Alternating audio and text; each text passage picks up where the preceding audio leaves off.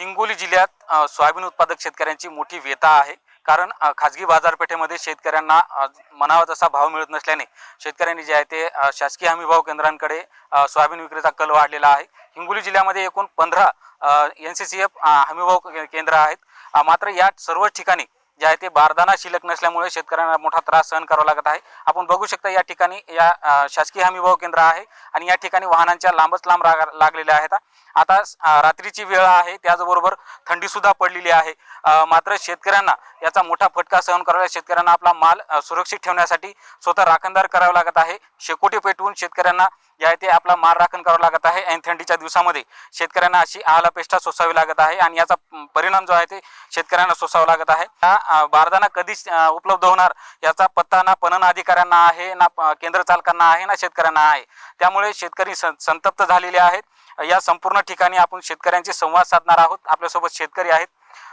कुठून आले तुम्ही आणि कधी माल आणलाय तुम्ही विक्रीसाठी? जवळपास 2 ते 3 दिवस झाले ट्रॅक्टर आणलेले आहेत आम्ही. आणि काहाकर बुद्रुक, तालुका शेनगाव, जिल्हा हिंगोली या गावावरून आलो आहे. आणि जवळपास इथे 8 दिवस झाले हे सेंटर बंद होतं बारदाण्याअभावी. तरी जरी शासनाला एकच विनंती आहे की जर या ठिकाणी जर बारदाना उपलब्ध होत नसेल तर हे सेंटर जे शेतकऱ्याला त्रास होत आहे या बारदाण्यापासून, जर शासनाला जर बारदाना पुरवल्या जात नसेल तर सर्व संतप्त झालेले शेतकरी की बाबा त्या ठिकाणी सेंटर बंद करण्यात यावं. नक्कीच आपण जर बघायला गेलं तर या ठिकाणी तुम्ही 2 दिवस झाले इथे आलेले आहात.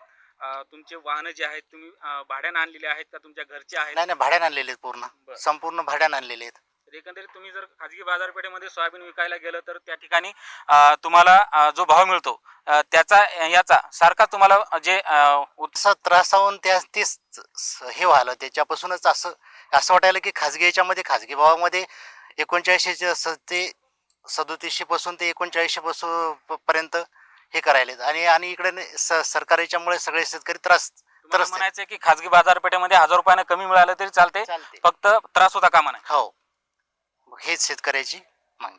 नक्कीच अजून आज शेतकरी आपल्या सोबत आहेत.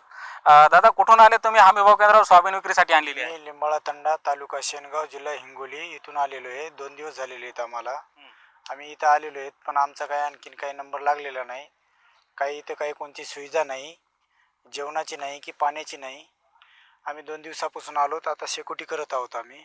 आम्हाला काही झोपायची व्यवस्था नाही की जेवणाची नाही की पाण्याची नाही. पण कोणी इथं नंबर पण घेतला नाही की गाडीचा की बाबा तुम्ही कधी आला, काय आला. इथं खूप चौकशा होत आहेत की तुम्हाला नंबर दिला नाही आम्हाला. कोणी नंबर लिहिला नाही, काही नाही. आम्हाला भूक लागली. आम्ही इथे काय करायचं, आमच्या शेतात कामं आहेत, आम्ही भुईमुग पेरलेले आहेत. आम्ही सध्या आमच्या वावरात गहू आहे, हरभरा आहे, शाळू आहे. आमच्या शेतामध्ये आणखीन आम्हाला वन्य प्राण्याचा पण खूप त्रास आहे. आम्ही आता 2 दिवस झाले इथे आलेले आहात. तुमच्या शेतीकडे पाहणार कोण नाही असं कोणीच नाही आमच्या शेतीकडं. आम्ही आता एक तर आम्हाला माल टाकून पण इथून जाता येणार नाही. आमच्या शेतामध्ये आमची नुकसान भरपूर करत आहेत वन्य प्राणी. निश्चितच शेतकऱ्यांना असा त्रास सहन करावा लागत आहे. एकंदरीत बघायला गेलं तर जिल्ह्यातील 15ही हमीभाव केंद्रांवर बारदाना शिल्लक नाही आहे. त्यामुळे शेतकऱ्यांना असा त्रास सहन करावा लागत आहे आणि थंडीच्या दिवसामध्ये शेतकऱ्यांना वाऱ्यावर सोडण्याची जी दशा आहे ती पणन विभागाकडून आलेली आहे. आता शासनानं शेतकऱ्यांना जे आहे ते बारदाना उपलब्ध करून द्यावा अशी मागणी देखील शेतकऱ्यातून केली जात आहे. समाधान कांबळे, NDTV मराठी, हिंगोली.